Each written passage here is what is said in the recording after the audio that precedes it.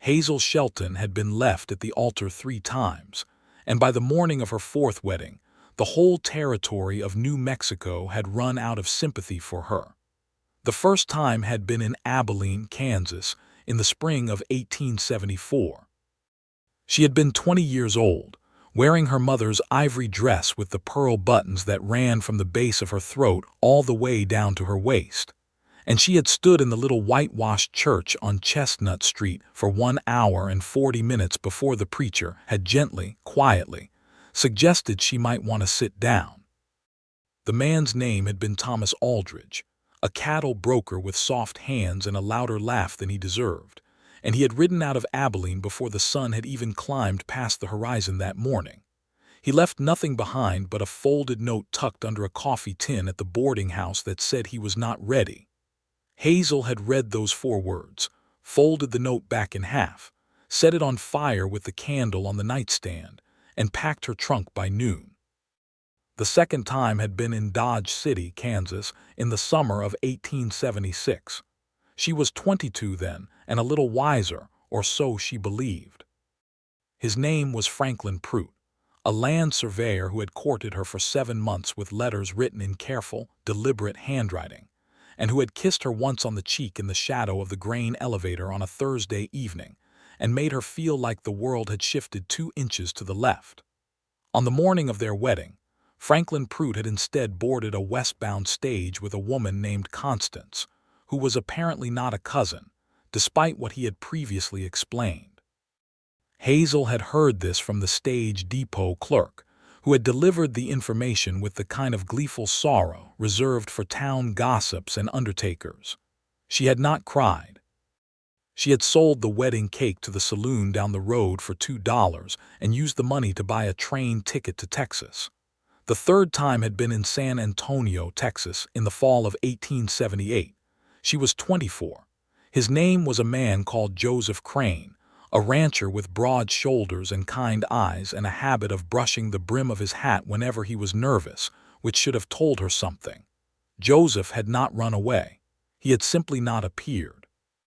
His brother had come to the church in his place and stood at the back of the room with his hat in his hands, and explained that Joseph had decided the night before that he did not love Hazel, and that he supposed it was better to realize it now than later. Hazel had looked at the brother for a long moment, thanked him with a composure that frightened everyone in the room including herself, gathered her bouquet of dried sage and yellow wildflowers, and walked out of that church with her spine so straight it could have been used as a fence post. She had moved to Santa Fe, New Mexico territory after that. This was 1879, and the territory was still rough at the edges, still belonging more to dust and wind and open sky than to any settled civilization. She had taken a position as a seamstress and laundress for a dry goods merchant named Bertram Cross, who was 60 years old and mostly harmless and paid her fairly, and she had rented a small room at a boarding house run by a widow named Dolores Vega, who made strong coffee and asked very few questions, both of which Hazel appreciated enormously. She had lived quietly in Santa Fe for nearly a year before anyone started talking about her marrying again. The man who proposed this time was named Gerald Whitmore. He was 31, a lawyer who had come out to the territory from Philadelphia to make his fortune handling land disputes, which were plentiful in New Mexico in those years, because the land grant questions left over from the Mexican period were still being argued in every courthouse from Taos to Las Cruces. Gerald was polished and deliberate and spoke with the careful precision of a man who had memorized too many arguments. He was not unkind. He brought her things, a book once, a length of good blue calico on another occasion, a jar of peach preserves from a mercantile that had gotten them in from back east.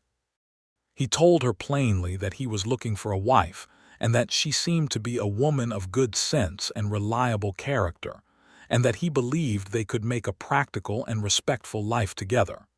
Hazel had said yes after thinking about it for 3 weeks. She was 25 years old. She was tired of being alone in a way that had nothing to do with loneliness and everything to do with the slow, grinding weight of having no one to come home to, no one to sit across from at supper, no one who was hers. She was not in love with Gerald Whitmore. She was honest enough with herself to know that. But she believed in the possibility of affection, and she believed in the usefulness of partnership, and she believed, perhaps most foolishly, that the fourth time would be different simply because it had to be. The wedding was set for a Saturday in April of 1880. The church was a simple adobe structure on the edge of town with a wooden cross above the door and a bell that actually rang, which was considered something of a luxury. Dolores Vega pressed Hazel's dress the night before and handed her a small sprig of dried lavender to tuck into her bodice for luck, and Hazel had taken it with a smile that was only a little bit brittle around the edges. On the morning of the wedding, Hazel rose before dawn. She dressed carefully. She fixed her dark auburn hair up in the way she had practiced twice already, with the small tortoiseshell combs her mother had given her. She looked at herself in the water-spotted mirror above the washstand and told herself, out loud in the empty room, that this time would be different. She walked to the church at 9:30 in the morning. The April sky was that particular shade of blue that New Mexico produced like it was competing with the rest of the world. A blue so deep and clear it made your chest ache if you stood still long enough to look at it. The cottonwood trees along the road were just beginning to come into leaf, small green fists uncurling against the light. A roadrunner crossed her path ahead of her, and then stood in the middle of the road staring at her with absolute indifference, and Hazel had laughed at that, a real laugh, and taken it as a decent sign. The guests were already assembled when she arrived. There were perhaps 20 of them, a mixture of townspeople who had come to know her over the past year and a few of Gerald's legal colleagues who had ridden in from Albuquerque. Dolores Vega sat in the front pew with her hands folded, and her expression arranged in the hopeful seriousness of someone who had been praying on the matter privately for some time. Hazel stood at the back of the church and waited. The preacher stood at the front. The guests sat in their rows. The morning light came through the two small windows in long golden bands that fell across the packed earth floor like something out of a painting. Gerald Whitmore did not come. At first no one moved. The silence in the church was the kind that has weight to it, the kind you could press your hands against. Hazel stood at the back with her bouquet of yellow wildflowers, which she had picked herself that morning from the hillside north of town, and she breathed. 1 minute passed, then 5, then 15. Then the preacher cleared his throat and looked at his watch, which struck Hazel as an almost funny thing to do, as though the situation might be resolved by consulting the time. One of Gerald's colleagues, a young man with a red cravat and the expression of someone who very much did not want to be the one to say what needed to be said, rose from his pew and came to the back of the church. He told Hazel in a low voice that was trying hard to be kind that he had received a message from Gerald that morning. Gerald had been called away urgently back to Philadelphia, family matter. He was very sorry. Hazel looked at the young man with the red cravat for a long, still moment. Was there a letter, she asked. Her voice was steady. It always was by now. No, ma'am, he said. Only the message. She nodded once. She turned and looked at the small adobe church, at the guests who had gone so carefully still in their pews, at Dolores Vega, whose face had crumpled at the corners in a way she was clearly trying to control, at the preacher who had folded his hands together and bowed his head as though he was now performing a different kind of service. She looked at the yellow wildflowers in her hands, and then she set them down carefully on the back pew and walked out of the church into the blazing April morning. She did not cry. She had not cried at any of the other 3, and she would not cry now. What she felt instead was something so deep and so exhausted that it was beyond the reach of tears, something that lived below the ribcage, something slow and heavy as river clay. She walked away from the church without any particular destination, and the sound of the town fell away behind her, and there was nothing but the wind and the sky and the red dust road that curved north out of Santa Fe toward the hills. She did not know how long she walked. Long enough for the sun to shift above her. Long enough for the heels of her good shoes to raise blisters. She did not notice until later. She ended up on a low ridge north of town where a cluster of juniper trees grew, dark and gnarled and smelling of something clean and sharp, and she sat down on a flat rock and looked out at the valley spread below her and the mountains beyond it and thought, with an exhausted clarity that was almost peaceful, that perhaps she was simply not made for this. She heard the horse before she saw the rider. A single horse, moving at a walking pace, coming up the same road she had taken. She did not look around. She was not in a mood for people, however kind they might intend to be, and she could already predict the things that would be said to her. About how she was still young. About how the right man was still out there. About how God had a plan. The horse stopped. She heard the creak of saddle leather as the rider dismounted. She heard boots in the dry scrub grass. And then the sound stopped and there was nothing but the wind again.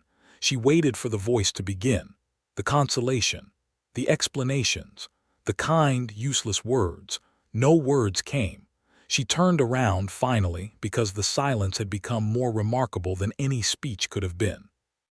The man standing a few yards behind her was someone she recognized by sight. The way you recognize people in a small town without quite knowing everything about them. He worked at the livery stable at the south end of town, she believed, and she had seen him occasionally at the Mercantile and once eating alone at the small restaurant near the plaza. He was perhaps 28 or so, lean and weathered, with dark hair under a battered brown hat and the look of a man who spent most of his time outdoors doing physical work. His name, she thought, was Clyde something. Clyde Dunlap, perhaps. She was not certain. He was not looking at her with pity. He was not looking at her with the particular expression of someone composing consoling remarks. He was simply looking at her with a steady, quiet attention, the way you might look at the sky when there was weather coming in from the west, not with judgment, not with plans, only with honest regard. He did not say anything. She said because the silence required something and because she was tired of pretending things were other than they were. He did not come. Clyde Dunlap said, "I know. You followed me out here," she said. "I walked behind you," he said. "That is not quite the same." She considered that. What is the difference? He thought about it for a moment with the same unhurried deliberateness that seemed to characterize everything about him. Following suggests I had intentions. Walking behind suggests I was not willing to leave you alone on a road you were walking too fast. Hazel looked at him. He looked back at her. He was holding his horse's reins loosely in one hand, and the horse, a dun-colored mare with a white blaze, had dropped its head to graze at the thin spring grass. "I do not need anyone's company right now," Hazel said. "All right," he said, and he did not move. She turned back around and looked at the mountains. The wind moved through the junipers with a sound like something breathing. A hawk was circling far above, riding a thermal in long, slow loops against the blue sky. She waited for him to say something. He did not. She waited for him to leave. He did not do that either. After a long time, she said, to the mountains rather than to him. This was the fourth time. A pause, then behind her, "I heard something like that." "The whole town has heard," she said, and the bitterness in her voice was brief and sharp before she let it go. "I expect they are all sitting in that church right now discussing what is wrong with me." "The ones I saw leaving were mostly looking at their boots," he said. "That is not the expression of people who think something is wrong with you." She made a small sound that was not quite a laugh but was adjacent to one. "You are very observant for a man who works at a livery stable. Animals teach you to pay attention," he said. "You miss things with horses, you end up on the ground." She turned around again. He was sitting now on a rock a few yards away, still holding the reins, apparently comfortable with the situation in a way she could not account for. He did not have the look of a man performing patience. He simply was patient the way certain landscape features are patient, the way a rock face is patient because it is simply its nature. "Why did you come after me?" she asked. "You do not know me." He looked at her in the level, considering way he seemed to look at everything. "You were walking north on the road out of town in a wedding dress," he said. "And you were walking fast and you did not have a hat and it is already getting warm. I know enough." Hazel looked down at herself. She had forgotten somehow that she was still wearing the dress. The ivory fabric had a streak of red dust across the hem from the road and the small pearl buttons at her wrists caught the sunlight. She suddenly felt very tired. "I should go back," she said. "When you are ready," he said, not pushing, not suggesting, just acknowledging that it was her decision and her timing, and he was not going to have any opinion about it whatsoever. She sat back down on the flat rock. The sun was warm on her back through the fabric of the dress. The hawk above had been joined by a second one. Below in the valley, the town of Santa Fe spread out in its familiar low adobe sprawl, pale walls and dark cottonwoods and the glint of something metallic in the bright morning light. "Do you have a name?" she asked, though she was fairly certain she already knew it. "Clyde Dunlap," he said. "I am Hazel Shelton," she said, "though I expect you know that too." "I do," he said. "And you still came," she said. "Yes," he said. And that was the whole of his explanation. And she had the strange, disorienting feeling that it was somehow more honest than anything else anyone had said to her in a very long time. They sat on that ridge in the April morning for another half an hour without talking much. And then Clyde Dunlap rose and said he would walk her back to town if she was willing. And she was. And they walked back down the road together with his dun mare following behind them. And he did not once mention what had happened in the church or offer her pity or explain what he thought she should do or feel. And by the time they reached the edge of town, Hazel Shelton had decided that Clyde Dunlap was either the most peculiar man she had ever encountered or the most sensible one, and she was not yet certain which. The days that followed were not easy.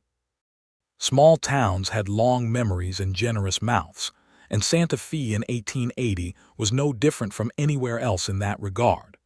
People were not cruel to her outright, because Hazel had a quality of self-possession that discouraged overt cruelty, but she felt the careful ways that conversations shifted when she entered a room, the excess of gentle consideration that was harder to bear, sometimes, than direct unkindness. She went back to work at Bertram Cross's shop 3 days after the wedding that had not happened, because she needed the income, and because sitting in her room at the boarding house was not doing her any good, and she served customers with the same quiet efficiency she always had and did not invite discussion of her personal affairs. Clyde Dunlap came into the shop that Thursday, which she would later realize was not a thing he had done before, because his needs in the way of dry goods were minimal, and he generally dealt directly with the mercantile on the plaza. He came in and looked at the display of rope and harness fittings near the back wall with the kind of focused interest that did not quite obscure the fact that he had come for a different reason. Hazel was behind the counter tallying a column of figures, and she looked up when the bell above the door sounded and she saw him and said, "Good afternoon." "Afternoon," he said. He picked up a coil of rope, examined it, set it down. "Were you looking for something particular?" she asked. "Harness rings," he said. "The large brass ones." She came around the counter and led him to the correct section and showed him the rings, which they did in fact carry, and he bought 4 of them and paid for them precisely and tucked them in his coat pocket. Then he stood at the counter for a moment longer than was strictly necessary and said, "There is a supper at the Vega boarding house on Saturday evenings. I heard Dollar's Vega invites the boarders and sometimes others. I wondered if you knew about it." "I live there," Hazel said. "I am always there on Saturday evenings." "Of course," he said. "I only mentioned it because I thought I might come this Saturday if that is agreeable." Hazel looked at him. He looked back at her with that same steady, undemanding attention that she had noticed on the ridge. There was no performance in him anywhere that she could find. He was simply asking a clear question and waiting for a clear answer. "That would be agreeable," she said. He nodded, picked up the small paper bag with his harness rings, said good afternoon, and left. Dollar's Vega was delighted when Hazel mentioned that Clyde Dunlap might be joining them for Saturday supper, in the careful, offhand way that was clearly not offhand at all. Dolers set an extra place without comment and made tamales and chili Colorado, and a corn pudding that she only made for special occasions. And she hummed while she cooked in a way that communicated her feelings on the matter more thoroughly than any words could have. There were 4 other boarders at Dolers Vega's establishment at that time. There was a young surveying assistant named Peter Holt, who was 19 and mostly silent and ate everything put in front of him with the focused gratitude of someone who had not always had enough. There was an older woman named Margaret Birch who had come to Santa Fe to visit her daughter and had not yet left, which had been going on for 6 months. There was a traveling merchant named Enrique Salazar who was in town every few weeks and who talked constantly, and with great enthusiasm about the road conditions between Santa Fe and Taos. And there was a schoolteacher named Ruth Gaines who had been in Santa Fe for 2 years, and who was kind and intelligent, and one of the few people who had not treated Hazel's situation on the wedding day as a subject for extensive commentary. Clyde Dunlap arrived on Saturday evening at precisely the time supper was typically served, as though he had been attending these suppers for years and knew the schedule. He brought a jar of preserved green chilies that he said had come from a woman down the road who sold them, which was a thoughtful thing to bring, and which Dolers received with evident pleasure. He sat at the table and participated in the conversation without dominating it, and without the stiffness of a man who was performing social ease rather than feeling it. Hazel watched him through the meal. She was sitting diagonally across from him, and she could observe him without being obvious about it, or so she believed, though Dolers Vega's eyes missed very little, and Ruth Gaines was smiling slightly to herself at certain moments in a way that suggested she was also watching. After supper, when the table had been cleared and Dolers had brought out coffee, and the evening had settled into the comfortable looseness that follows a good shared meal, Clyde ended up sitting in a chair near the small iron stove at the end of the room, and Hazel ended up sitting in the chair near the window, and the others had drifted into their own conversations or their own corners, and so, without exactly planning it, they were talking. "How long have you been in Santa Fe?" she asked him. "Going on 3 years," he said. "You came from somewhere else," she said. It was not quite a question. "Missouri originally," he said. "Came west with a cattle drive in '76, ended up staying. Started working at the livery stable, got to know the people, decided there were worse places." "Do you own the stable?" she asked. "Half of it," he said. "The other half belongs to a man named Garrett who is mostly retired and lets me run the thing. It does well enough." She nodded. Outside the window, the Santa Fe night had settled in, the stars blazingly clear the way they only were at altitude and distance from anything that could obscure them. She could see the dark ridge of the mountains against the darker sky. "You are not going to ask me about the wedding," she said. "No," he said. "Most people do." "Most people want the story," he said. "I already know enough of the story. I am more interested in other things." "Such as?" she asked. He thought about it. "Such as how you ended up in Santa Fe after San Antonio. That is a considerable distance to travel on your own." She looked at him. "You know about San Antonio, people talk," he said without apology. "I did not listen closely, but enough." She was quiet for a moment, deciding whether she minded. She found, somewhat to her surprise, that she did not. The fact that he knew and was still sitting here, still asking questions about her journey rather than about her disasters, felt like something. "I wanted somewhere that was not Texas and not Kansas," she said. "Someone told me Santa Fe was different." They were right in some ways. "Different how?" he asked with genuine curiosity. "Older," she said.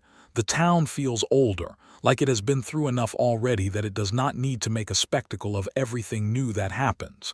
He considered this. "That is a fair way to put it. The territory is not easy," she said. "I know that.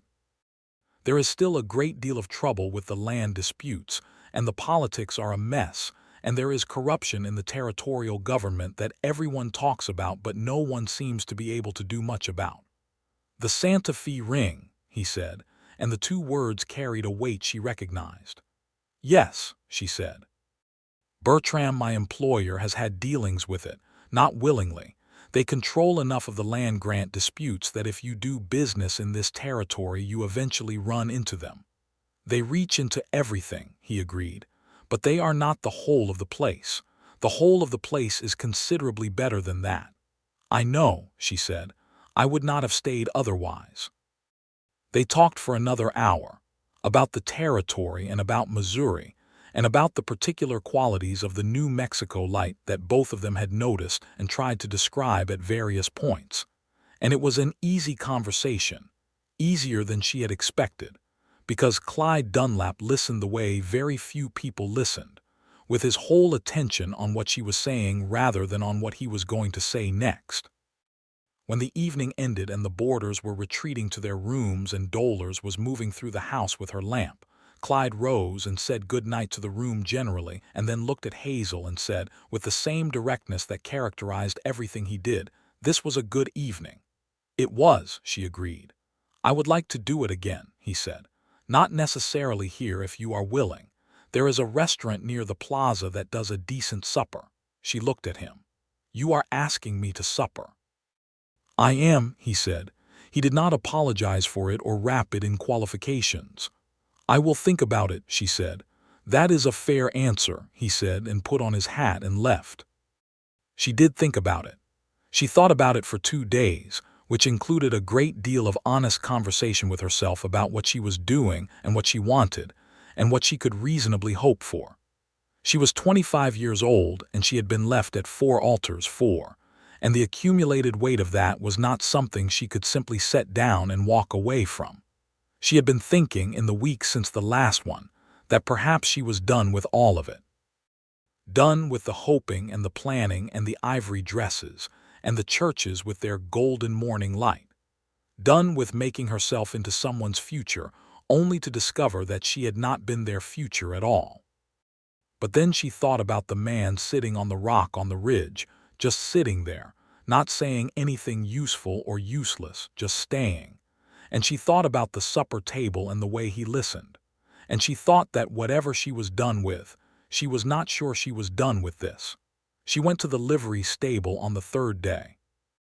It was mid-morning and the stable was fragrant with hay and horses and the particular warm dust of well-kept animals.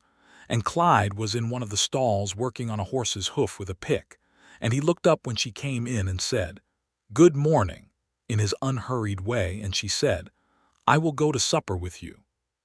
He set down the hoof pick and straightened up. He was smiling, she noticed. It was not a large smile, but it was entirely genuine, and it changed his face in a way that made her chest do something unplanned. "Friday," he said. "Friday," she agreed. She left and went back to the dry goods store and spent the rest of the morning being more careful about her column of figures than usual because she had trouble keeping her mind from wandering in directions she was not entirely prepared for. The supper on Friday was the first of a series of meals and conversations that became, over the following weeks, the primary structure around which Hazel found her days organizing themselves in a way she had not been fully aware of, until she noticed how different the days were when she did not see him. He took her to the restaurant near the plaza on that first Friday, and they ate postle and talked for 2 hours about everything and nothing. And when he walked her back to the boarding house, he did not try to do more than tip his hat and say good night. And she appreciated the fact that he was not rushing anything. Though she was not entirely certain, she appreciated it on every level. He came to the stable with her one Saturday afternoon, when one of Dolores' other boarders had mentioned there was a horse that had come in injured and Clyde was caring for it. She had offered to help because she had some experience with animals from growing up in Kansas, and he had accepted the offer without making it into a thing, and they had spent 3 hours in the stable tending to the mare's foreleg together, and it was one of the strangest and most comfortable afternoons she had spent in years. There was something about working alongside someone, she thought, that told you things about them that conversation could not. He was patient with the animal even when it was being difficult. He was methodical and careful.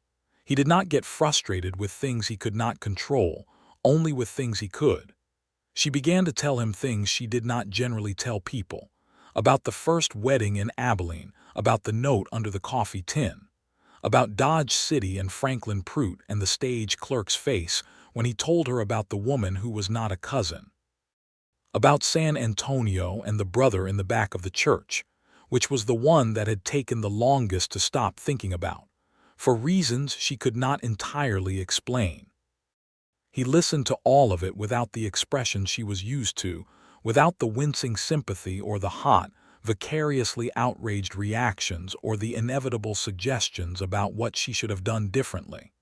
He just listened, and occasionally said something honest and brief, and let the stories be what they were. In return, he told her things about himself. About growing up in Missouri on a farm that had been worked by enslaved people before the war, and the strange, unresolved guilt of that history, the way it lived in the landscape itself, in the physical places where certain things had happened, and how that was part of why he had wanted to go west. About the cattle drive in '76, and the men he had traveled with, good men mostly, and one not good man who had caused a specific trouble that Clyde had helped resolve in a way that had ended badly for the not good man, and that Clyde spoke of without embellishment or drama, simply as something that had happened and that he had handled. About his sister back in Missouri who wrote him letters twice a year, and whom he missed in a steady, background way that was as much a part of him as anything else. The weeks became a month, the month became two. Santa Fe moved through its spring and into the hot, dry glory of early summer, the afternoons blazing and the evenings cool, the sky performing its regular spectacular sunset over the mountains to the west that Hazel never quite stopped noticing no matter how many evenings it happened. She was aware that people were watching them. This was inevitable in a town of Santa Fe's size and with her particular reputation for bridal misfortune. She was aware of the calculations being made in various corners of the community, the wondering whether this would end the same way all the others had, and there was a particular subvariety of the wondering that she found especially tiring, which was the wondering about what was wrong with her that she kept ending up in these situations. Ruth Gaines, her fellow boarder, asked her about Clyde one evening in the direct way that Ruth did most things, and Hazel had told her honestly that she did not know what it was or where it was going, and that she was trying to stop thinking about where things were going, because the planning had not served her especially well in the past. "That is sensible," Ruth said, "though I will say from the outside it does not look like the other times." "How does it look?" Hazel asked, trying not to want the answer too much. "It looks like he already decided something," Ruth said, "and is just waiting to see if you decide the same thing." Hazel thought about that for a long time after. She thought about the ridge and the rock and the 4 words, "I know," and the way he had come after her without having to explain himself, and had stayed without having to justify it. She thought about the listening. She thought about the stable and the horse's leg and the 3 hours of comfortable, purposeful quiet. She thought about all the conversations in the evenings, the way they could talk about anything, and the way the silences between the talking were never uncomfortable but simply resting. She was already halfway there, she realized. She had been halfway there since the ridge. The question was the other half. One Sunday in late June, they rode out together on horses from the livery stable, his dun mare and a steady bay gelding he trusted with less experienced riders, and they went north along the road toward Tessouk, and then off the road into the hills, where there was a creek that ran cold and clear from the mountains, and where the cottonwoods were enormous and old, and made a sound in the afternoon wind that was like water itself. They tied the horses and sat on the bank, and ate the food Hazel had packed, cold cornbread and dried meat, and 2 early apples from the tree in Doller's courtyard, and the afternoon spread around them in that particular summer Sunday way that feels outside of time. "You are content here," he said. He was looking at the creek, not at her. "Today, yes," she said. "In general, I think I am getting closer to it." "What is the difference," he said, "between today and generally?" She thought about it. "Today I am not thinking about what is going to happen next. Generally, I am always thinking about it." He was quiet for a moment. Then he said in the same steady, unhurried voice he used for everything, "I think about the future as well. But lately, I think about it more than I used to." She looked at him. He was still looking at the creek.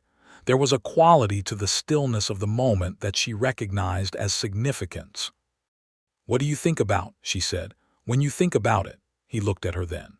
The afternoon light was in his dark eyes, that particular gold that the summer light in New Mexico produced, and his expression was the one she had come to know as his most honest expression, which was the absence of any particular expression, just the plain fact of his attention on her.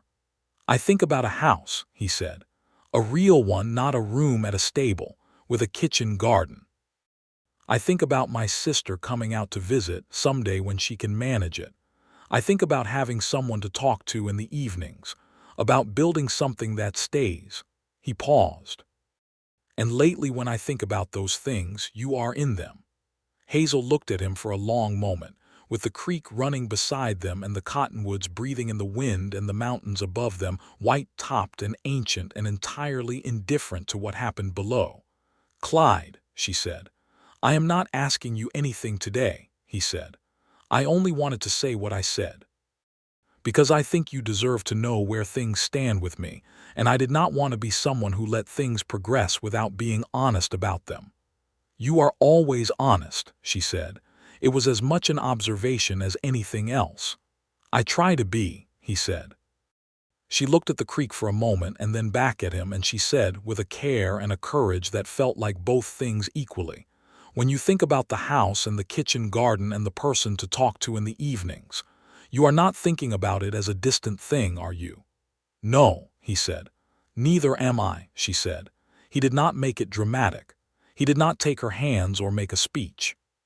He simply looked at her with something that started behind his eyes and moved across his whole face, slow and certain and warm, like the afternoon sun moving across the face of a rock wall, and she felt it reach her like actual warmth. They rode back to town in the late afternoon with the shadows long on the road and the air beginning to cool, and nothing was formally decided and nothing needed to be. And Hazel felt, for the first time in more years than she wanted to count, that she was moving towards something instead of away from it. The weeks that followed had a sweetness to them that Hazel found almost difficult to trust at first, the way your eyes adjust slowly to a room after you have been a long time in the dark. She was not accustomed to things being simply good. She was not accustomed to a man who said what he meant and meant what he said, who did not revise himself as circumstances changed, who was as present on a quiet Tuesday evening as he was on a Sunday excursion, as constant as the temperature of the deep well at the boarding house, which never changed no matter what the season did above it.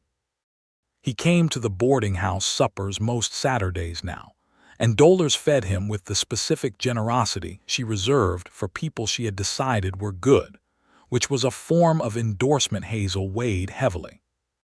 Dolores Vega was not a woman who suffered fools or phonies, and she had told Hazel, on a morning in early July while they were shelling beans together in the kitchen, that Clyde Dunlap was a man who was solid all the way through, the way good wood is solid, the kind that does not split under pressure. Hazel had been shelling a handful of beans very carefully, and she said, without looking up, "I believe that too." "Good," Dolores said. "Then do not let thinking about what happened before stop you from what is happening now." Hazel looked up. "Was I being that obvious?" "Only to someone who has been watching you closely," Dolores said, and went back to her beans. Clyde asked her in the first week of August if she would ride with him to look at a piece of land east of town near the base of the mountains. He said a man was selling it, a homestead with a small house already built, stone walls and a good roof, and that he was considering buying it and he wanted a second opinion.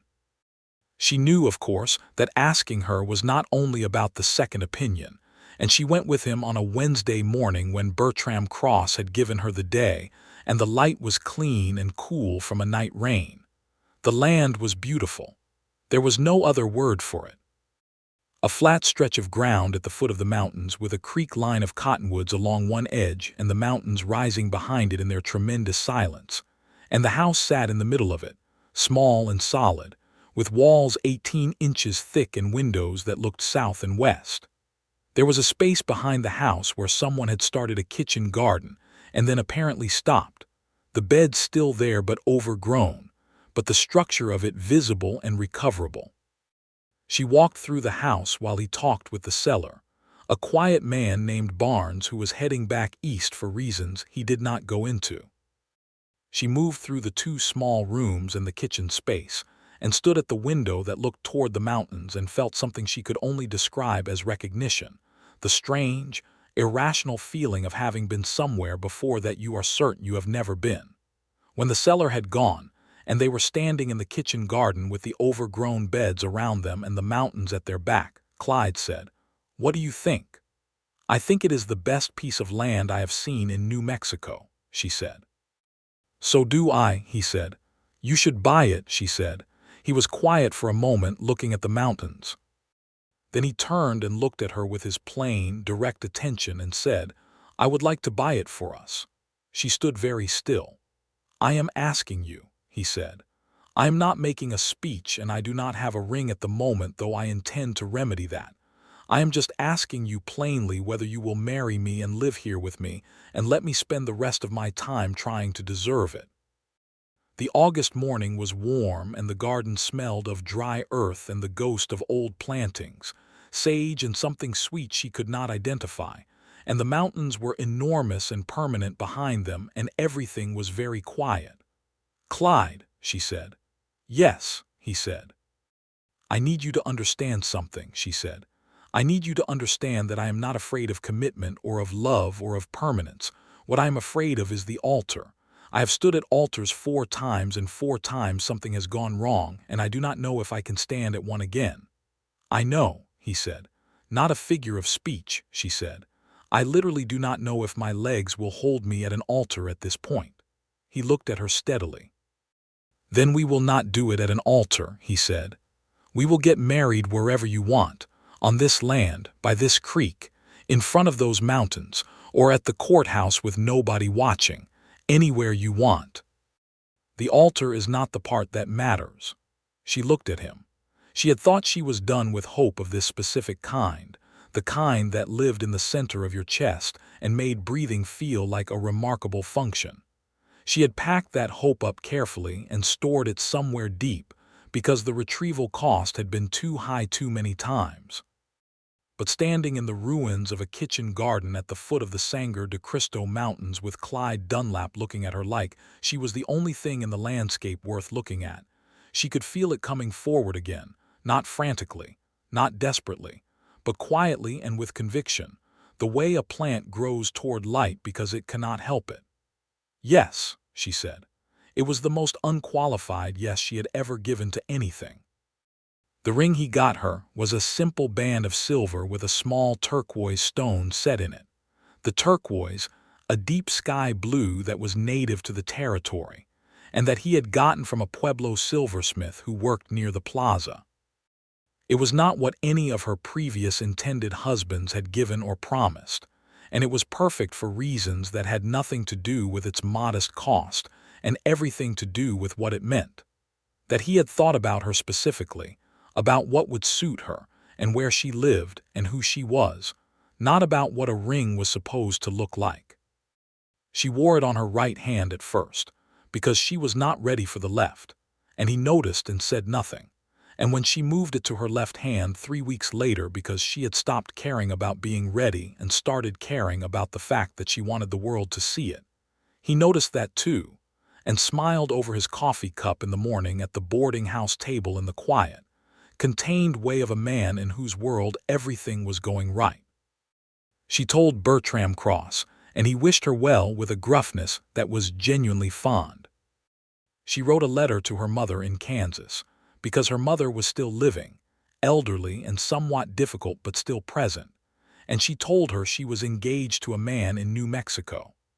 Her mother wrote back a letter that was mostly practical questions about the man's financial prospects and religious observances, but which ended with the single line, "I hope this one is worth it," and which Hazel read with a complicated tenderness.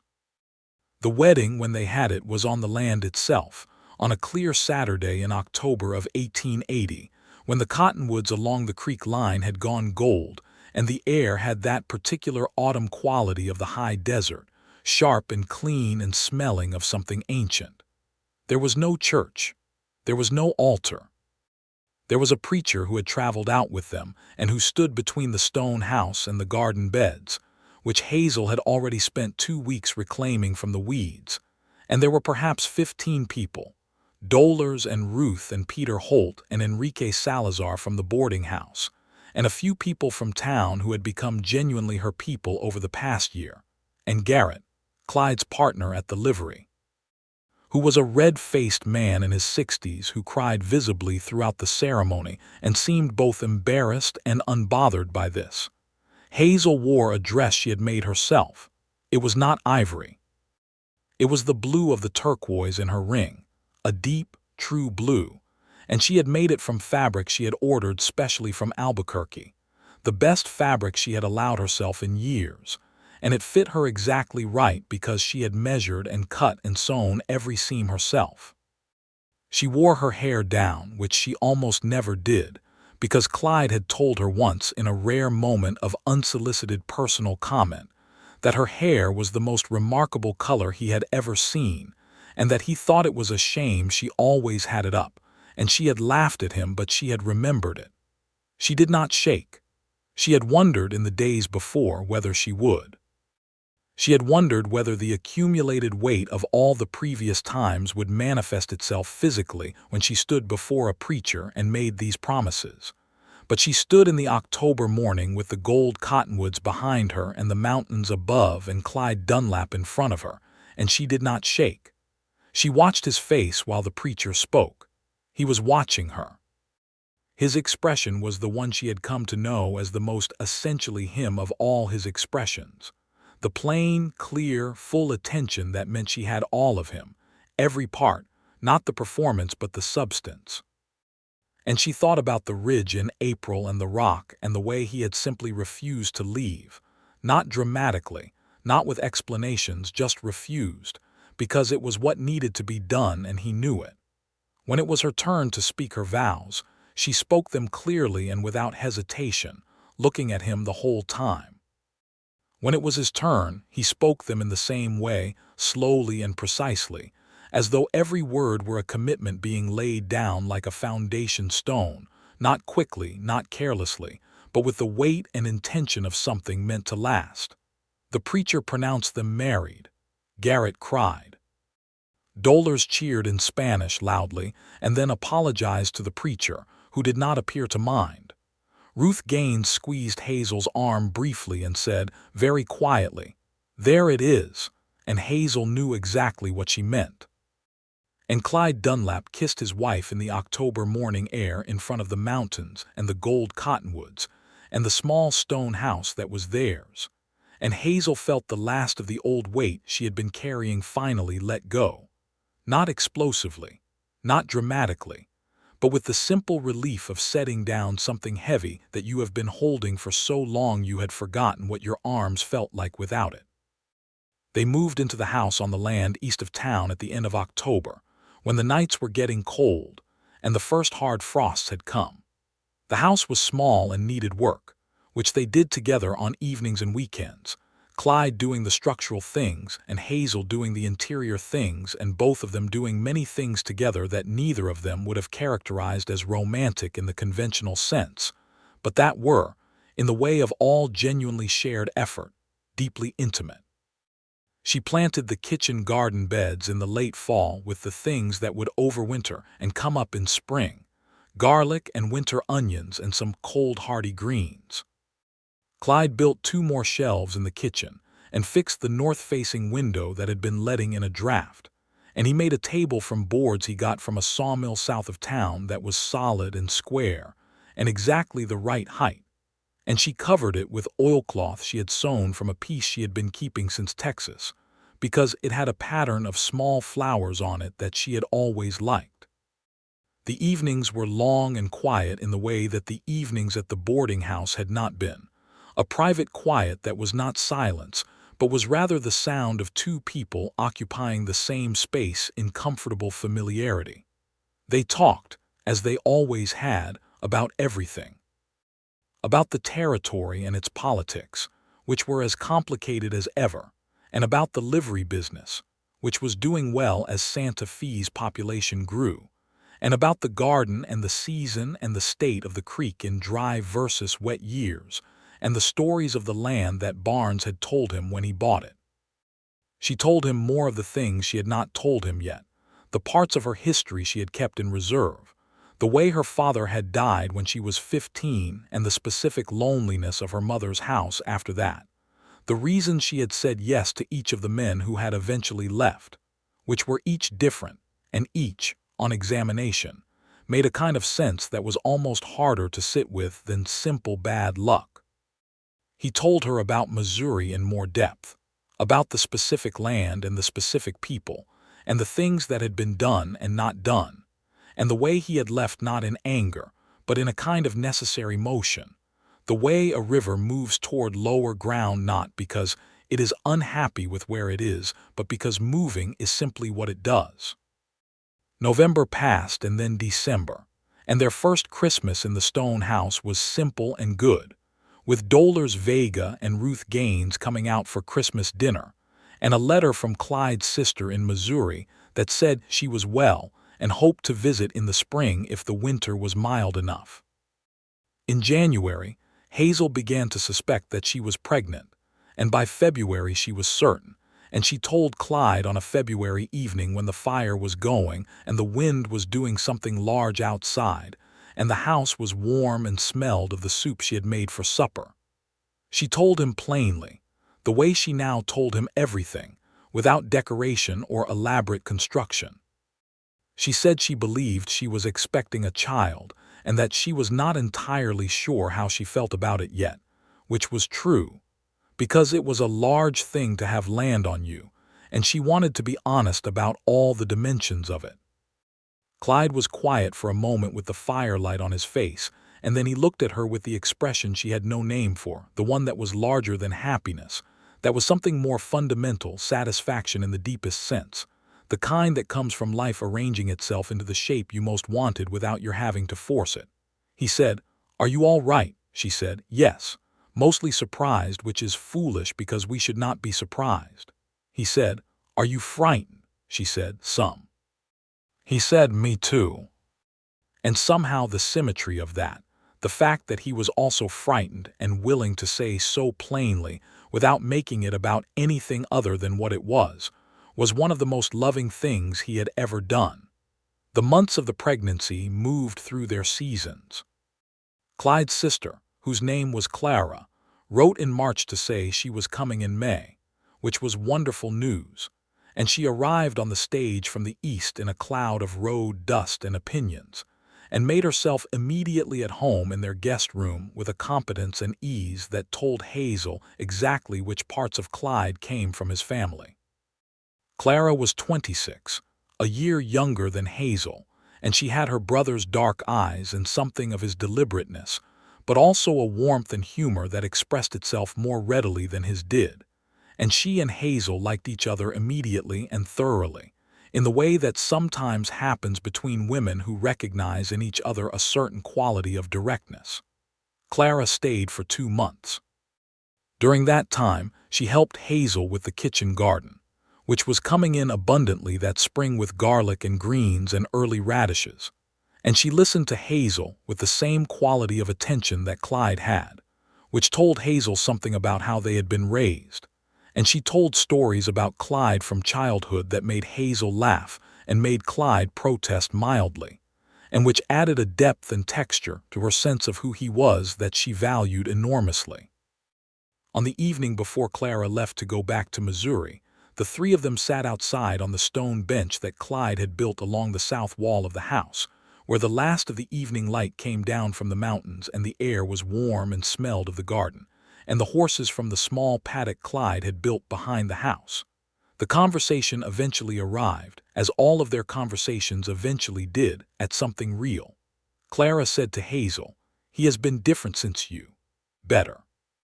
He was always good, but there was something in him that was very still, like water that is not moving. Since you, he moves." Hazel looked at Clyde. He was looking at the mountains in the way he did, steady and without embarrassment, and he said, "That is a fairly accurate thing to say." Hazel reached over and put her hand over his on the bench, and he turned his hand over and held hers, and Clara smiled at the mountains in the same way he did, and the evening light came down warm and golden and exact, and Hazel thought that this, all of this, was what she had been walking toward her whole life without knowing what it looked like. Clara went back to Missouri in July and wrote immediately upon arriving to say the journey had been uneventful and that she intended to come back the following year, which she said with the confidence of someone who has decided it and does not particularly expect argument. The baby was born in September of 1881 in the stone house at the foot of the mountains, attended by Dolores Vega, who had considerable experience with births, and by a doctor named Patterson, who had set up a practice in Santa Fe the previous year and who was competent and unhurried. It was a boy.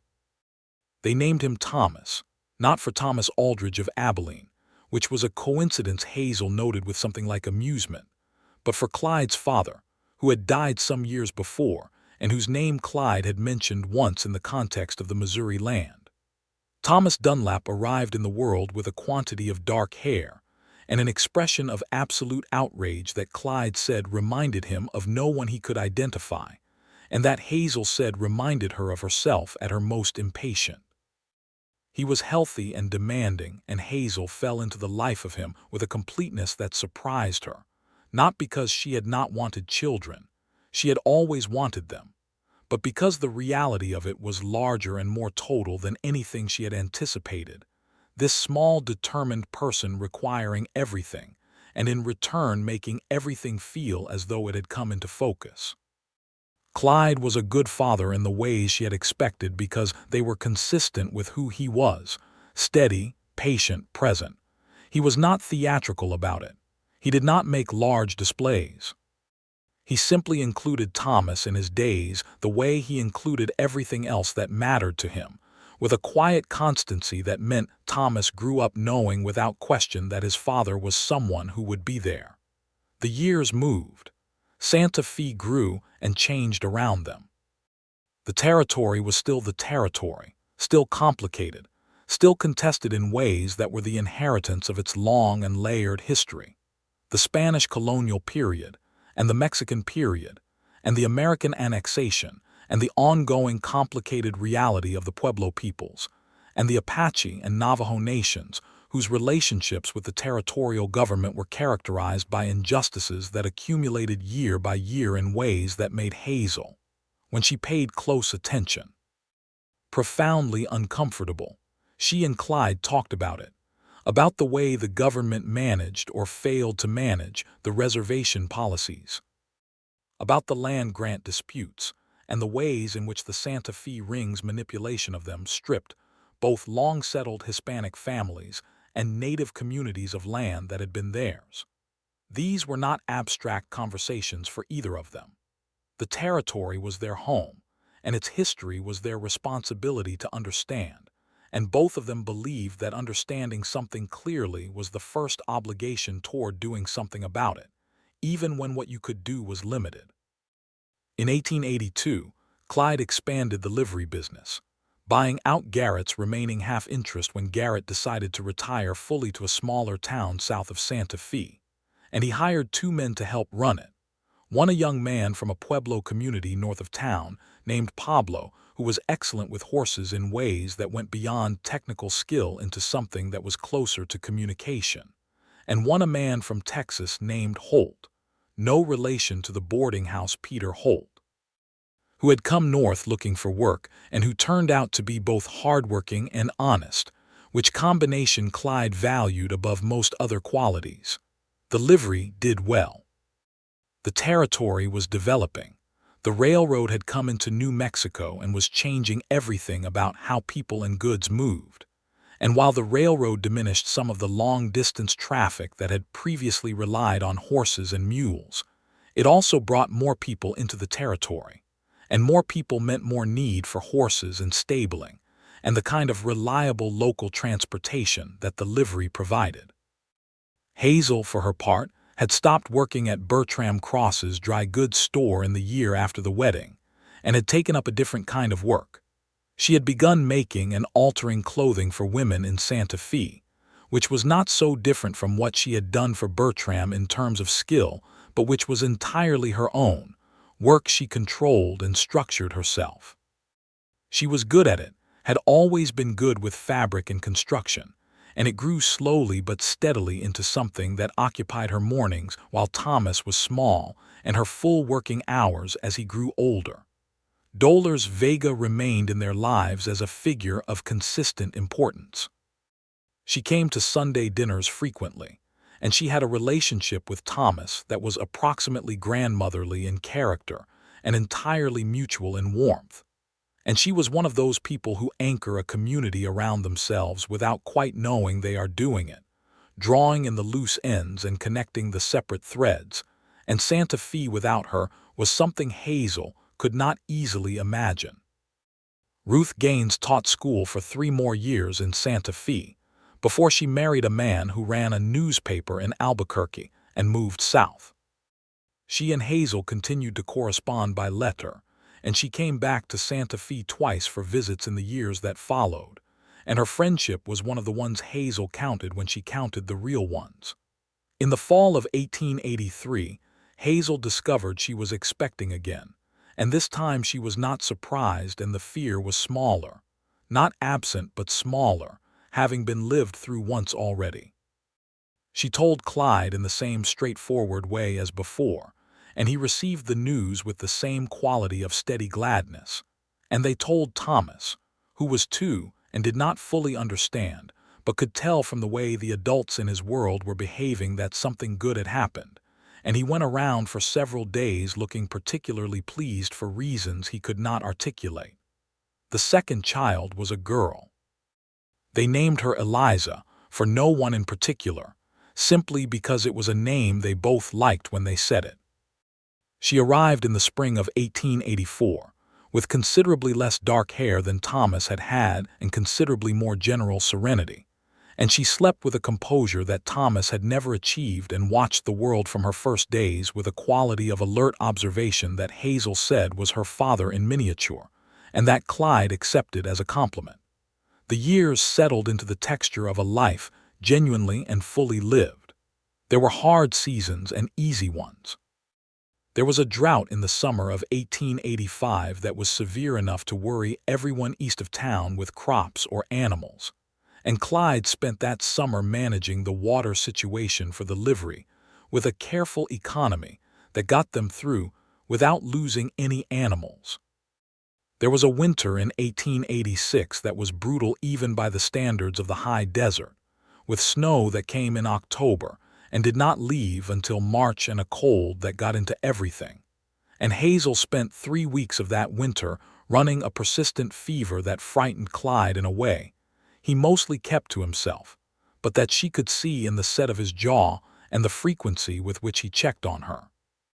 And when she came through it, he said nothing directly about having been frightened, but he held her hand for a long time on the first evening. She was well enough to sit up in the kitchen, and she held his back. Thomas started school in 1887. He was a serious child with a particular passion for natural history, and a way of asking questions that started early and did not let up, a way that could exhaust the patience of less invested adults, but that Hazel and Clyde responded to by answering him as fully as they could and admitting plainly when they did not know the answer. Eliza, 3 years behind him, was different in almost every temperament trait but equally earnest in her own way, quicker and more social, fascinated by people the way Thomas was fascinated by rocks and plants and animal tracks. Clara came back to visit in the spring of 1887, as she had promised from the beginning, and she stayed for 2 months as she had the first time, and she met Thomas and Eliza and declared them both excellent, which was the word she used in the same slightly formal way Clyde sometimes used words, as though they had both been raised in a household where language was taken seriously. Clara had not yet married and did not seem to be in distress about it, and she and Hazel talked about this one evening in the kitchen, while Clyde was outside with Thomas looking at something in the garden, and Clara said that she intended to marry when she found someone worth it and not before, and Hazel said she thought that was the right way to approach it, and Clara said, with the directness that was the family trait, that watching Hazel and Clyde was what had made her raise her standard rather than lower it. And Hazel had to look out the kitchen window for a moment at the mountains, because the feeling that produced was too large to look at directly. In 1888, a matter came up at the livery that required Clyde's attention in a way that briefly unsettled the even texture of their days. A man had been coming through town who was dealing in horses in ways that did not entirely add up, horses whose brands were not quite consistent with the papers that accompanied them. And Pablo from the livery had mentioned it to Clyde, because one of the men had tried to stable 2 horses with them that Pablo had felt were wrong. Clyde had looked into it with the same methodical care he brought to all things and had determined that the horses were in fact stolen, and he had notified the sheriff, who was a competent man named Alvarez, and the matter had been resolved with the arrest of the man in question and the return of the horses to their owners, which was a cattle operation south of town.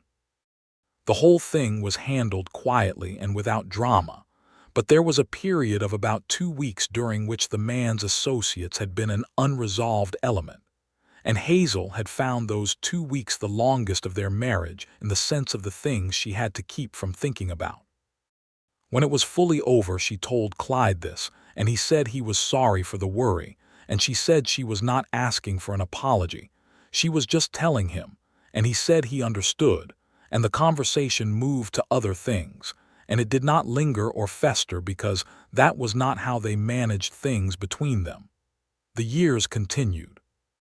Thomas grew into a young man with his father's steadiness and his mother's auburn hair and a genuine talent for the natural world that eventually led him, in ways that belonged to a future Hazel could not yet see in those years, toward the study of land and landscape. Eliza grew into a girl who organized everything and everyone around her with a cheerful efficiency, and who had her father's dark eyes and her mother's spine. In the spring of 1889, when Hazel was 34 and Clyde was 37, and they had been married 8.5 years, they were sitting one evening on the stone bench along the south wall of the house, the same bench where they had sat with Clara years before, and the mountains were doing the thing they did in the spring evenings where the light came across them at such an angle that the folds and ridges of the rock stood out in sharp relief, like the whole face of a person, becoming suddenly legible after long familiarity. Thomas and Eliza were inside. Hazel could hear them through the open window, some argument about ownership of a particular book that was being conducted with the passionate precision of children who have both inherited a tendency toward making their case. Clyde said, without preamble, because by this point in their shared life preamble had become largely unnecessary, "I have been thinking about expanding the garden. The south section past the fence. There is room for a proper orchard if we put it in this fall."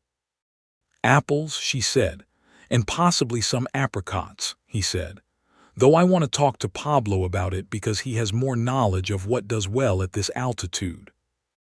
"That is a project of years," she said. "An orchard planted now would take years to produce." "Yes," he said. "I know." She looked at him.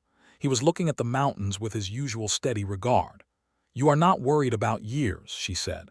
"No," he said. She leaned her shoulder against his, and he shifted slightly to accommodate it so that she was leaning against him with ease, the way 2 things that have been fitted together over time come to rest against each other without any adjustment needed. "No," she said, "I am not either." And that was the whole of it. an orchard that would take years to bear fruit, planned in the confidence of years to fill. The children arguing inside about a book. The mountains doing what mountains do, which is simply existing with total permanence against the temporary and beautiful passage of everything below them. The bench where they had sat with Clara, and the kitchen with its oilcloth table, and the garden where the garlic and onions were already coming up.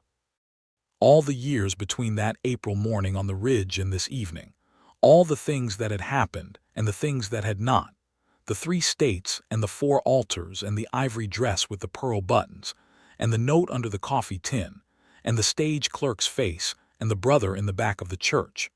All of it now receding to the place in the past where things go when they have served their full purpose, when they have become simply the route by which you arrived at where you are. She was thinking about this when Clyde said, still looking at the mountains, "What are you thinking about?" She considered how to answer. She thought about saying something economical and true the way she usually did, but there was more than usual on her mind and she was in a mood, the slow, golden evening mood the spring mountains produced for saying more rather than less. "I was thinking about Abilene," she said. He looked at her. "The first one," she said. "The note under the coffee tin, I burned it." "I know," he said. "You told me." "I know I told you. I was just thinking about it. About how at 20 years old I stood in a church for almost 2 hours and then I went back to a boarding house and I burned a note and I packed a trunk and I thought, this cannot be what life is, and I was right, but I did not know yet what it actually was." He was quiet for a moment, with the mountain light doing the last of its evening work on the ridgeline. "What did you think it was?" he asked. She thought about it. "I thought it was something you found," she said. "Something you searched for and eventually located and then had. I did not understand that it was something you built, that the finding and the building are different things." "The finding helps," he said. "Yes," she said. The finding was good. She smiled at the mountains. The ridge in April was a very good start. "I thought so," he said. "You did not say anything that day," she said. "Not for a long time, you just sat there." "I was not sure what to say," he admitted. "You said you walked behind me," she said, "that it was not the same as following." "That is true," he said. "It is," she agreed. "It was better." She was quiet for a moment. Through the window came the sound of Thomas and Eliza's argument reaching some kind of resolution, the particular shift in tone from combat to negotiation that preceded peace, and she thought, not for the first time, that the way her children moved through disagreement was one of the things about them she was most proud of. "Are you happy?" she said. It was not an anxious question. It was simply a real one, the kind she still asked because she believed the question was always worth asking. Clyde turned and looked at her, fully, with all of his attention, the way he had looked at her on the ridge and at the supper table and at the creek in Tessouk and in the ruined kitchen garden and at the wedding in the October morning. The plain, full, unhurried regard that had been the first thing she had trusted about him, and that had not changed in the 8.5 years since. "Yes," he said. He said it the way he said things he meant deeply, without decoration, without augmentation, just the single clear word set down with full weight behind it. "Good," she said. "Me too." She leaned further into his shoulder, and he put his arm around her, and they sat on the bench as the last light left the mountains, and the stars came out over the high desert in the dense, blazing way they did at altitude. Thousands of them, the whole available sky covered. And the spring air was cool and smelled of the garden, and the horses, and the stone of the house behind them that was warming through from the fire inside. And inside that warm house were their children arriving finally at peace. And beyond the dark garden, the creek was running cold from the mountains, and the mountains themselves were exactly as they had always been, exactly as they would always be. Dolores Vega had a birthday in November of that year, and Hazel made her a dress from the best blue wool she had been able to order from the supplier in Albuquerque, cut to Dolores' exact measurements, and finished with the best work Hazel knew how to do. And Dolores received it with the tears of someone who has been honestly seen, and wore it to church and to every significant occasion thereafter until it wore through at the elbows, which took 4 years. Ruth Gaines wrote from Albuquerque that winter that she was expecting a child, finally, after 6 years of marriage, and the letter was so full of restrained joy, barely succeeding at restraining itself, that Hazel read it 3 times and then read it aloud to Clyde at the kitchen table, and he said, "That is good news," in the way that meant he meant it genuinely. Clara came again in the summer of 1890, and this time she brought with her a man named Howard, whom she introduced with the combination of confidence and slight nervousness that told Hazel everything before a word of explanation was offered. Howard was a farmer from Missouri, steady and kind in ways that reminded Hazel of someone she knew, and she liked him. And at the end of the visit, when Clara and Howard were leaving on the stage, Clara had hugged Hazel for a long time and whispered that she understood now what Hazel had meant all those years ago when she had said, "You know. You just know," which was a thing Hazel was fairly certain she had never actually said, but which she was willing to have attributed to her. Clara and Howard were married in Missouri that autumn, and Clyde received the letter about it with a satisfaction that was quiet and complete and entirely his. Pablo, who had worked at the livery for 8 years by 1890, was given a third share of the business, which was both fair and correct, and which Clyde had been moving toward for some time, because Pablo was central to everything the livery did well, and there was no honest argument for the arrangement to be otherwise. Thomas turned 9 in 1890, and had developed the beginnings of a genuine scientific interest in the natural history of the New Mexico landscape, particularly in the geological formations of the mountains, and the relationship between elevation and the plant communities that grew at different heights. He had developed this interest largely through observation, and through the small library of natural history books that Hazel and Clyde had accumulated for him over several years of careful searching through what the Santa Fe booksellers and the catalog suppliers could provide. He had the habit, inherited in equal parts from both parents, of asking questions until he actually understood the answer, not just the surface of it, and he had the additional habit, more purely from his father, of going to see things for himself rather than accepting descriptions. Eliza, at 6, had organized the other children in their neighborhood into a system she called the Message Society, which involved the careful transmission of notes between households at significant speed, a project whose utility was limited but whose organizational structure was, everyone agreed, impressively rigorous. In the spring of 1891, when the orchard trees Clyde had planted 2 years earlier were beginning to look like they intended to stay, and had produced their first experimental blossoms, Hazel stood in the young orchard in the April morning with the mountains behind her and the flowering trees around her, and thought of that other April morning, 11 years ago now, with the yellow wildflowers she had left on the back pew of the adobe church, and the red dust road, and the roadrunner who had stared at her with absolute indifference before crossing. She had walked that road and ended up on a ridge, and a man had walked behind her, not to comfort her, not to explain anything, not to tell her what to think or feel or do. Just walked behind her because she was walking too fast and it was getting warm and she did not have a hat, and then sat on a rock and waited, and refused to leave. And from that unremarkable beginning, from that one man who could not explain why he stayed because the staying was simply what he was and what he did, from that single act of quiet, persistent presence, had come this: the orchard and the stone house and the kitchen garden and the children and the years and the mountains and the evening bench and all the conversations that had built the architecture of a life.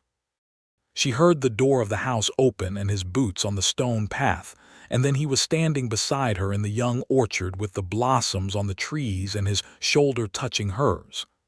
"They are going to be good this year," he said, not asking, telling her what he saw. "Yes," she said. He looked at the mountains. She looked at the mountains.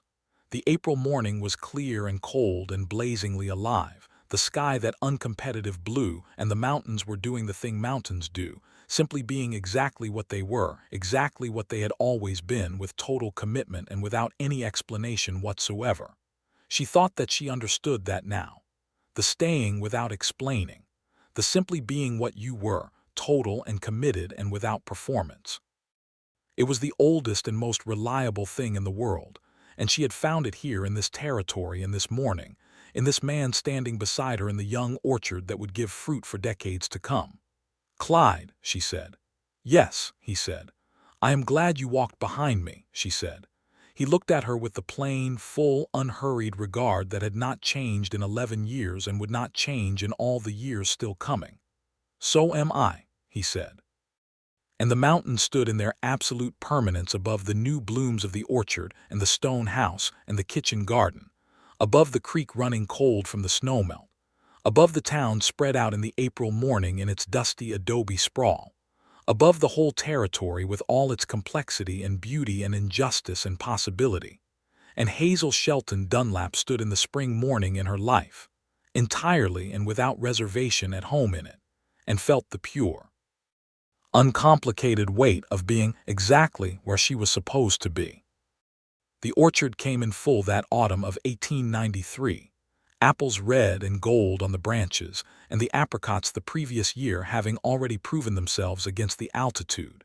And Hazel made preserves from both, and lined them up on the kitchen shelves in their glass jars like a short row of jewels, ruby and amber against the stone wall.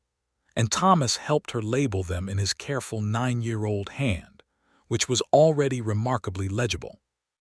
And Eliza stole an apple from the lowest branch and ate it standing in the garden with the juice running down her chin, and an expression of perfect satisfaction that Hazel watched from the kitchen window, and then preserved in her memory the way she preserved the fruit carefully and for good. Clyde came in from the livery at the end of that day and saw the jars on the shelf and stood looking at them for a moment and then said, "This is a good year." "It is," Hazel said. He turned and looked at her in the kitchen in the late afternoon light, in the house they had built together out of a neglected homestead and a series of decisions made in good faith, and his expression was the one without a name, the large one, the one that was more than happiness. She crossed the kitchen to him, and he put his arms around her, and she leaned into him the way she had learned to lean, without reservation, without the small held-back part that had always been there in the before time, the self-protective withholding that had accumulated across 3 states and 4 altars, and all the careful hoping that had not been enough. There was no withheld part now. There had not been for a long time. Outside, Thomas was explaining something to Eliza in the orchard with the patient precision of an older sibling convinced of his own expertise, and Eliza was listening with the alert, slightly skeptical expression that was very much her own. And the orchard stood in the autumn afternoon making the most of the last good light, and the mountains rose behind it all in their eternal and indifferent beauty, and the stone house was warm, and everything was exactly as it should be. This was the life. The whole of it and the full weight of it and the tremendous uncomplicated rightness of it, here in the New Mexico territory, in this stone house, with these children and this man, in the years they were making together that would keep on being made for a long time yet, through seasons and sorrows and ordinary Tuesdays and extraordinary Aprils, through orchard years and hard winters and the long ongoing story of a territory becoming a place, and 2 people becoming, without either of them having to explain it, simply and irreversibly each other's home.